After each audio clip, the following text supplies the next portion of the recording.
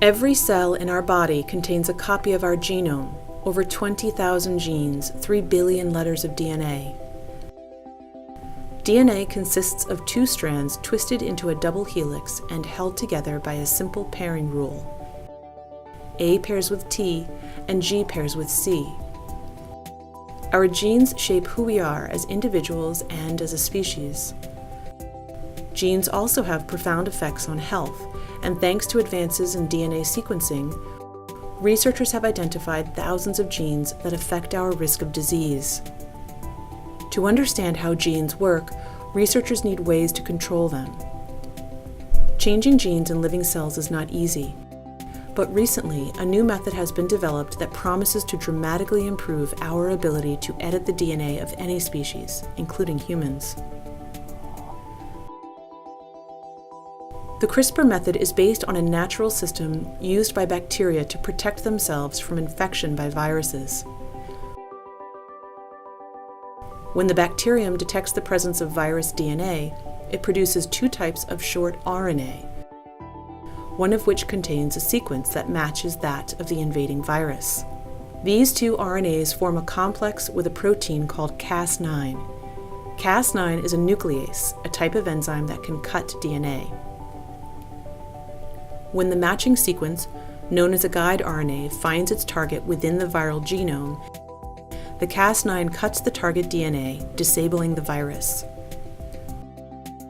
Over the past few years, researchers studying this system realized that it could be engineered to cut not just viral DNA, but any DNA sequence at a precisely chosen location by changing the guide RNA to match the target.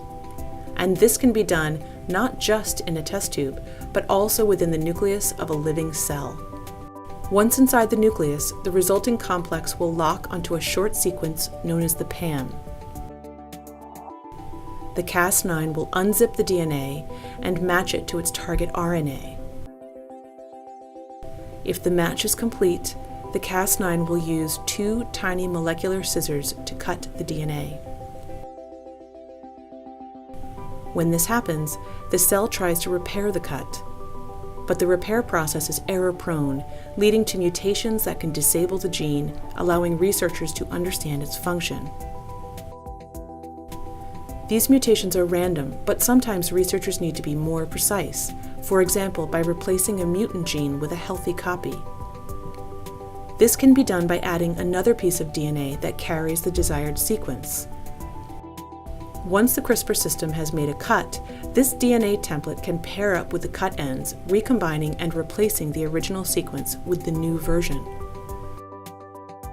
All this can be done in cultured cells, including stem cells that can give rise to many different cell types. It can also be done in a fertilized egg, allowing the creation of transgenic animals with targeted mutations. And unlike previous methods, CRISPR can be used to target many genes at once, a big advantage for studying complex human diseases that are caused not by a single mutation, but by many genes acting together. These methods are being improved rapidly and will have many applications in basic research, in drug development, in agriculture, and perhaps eventually for treating human patients with genetic disease.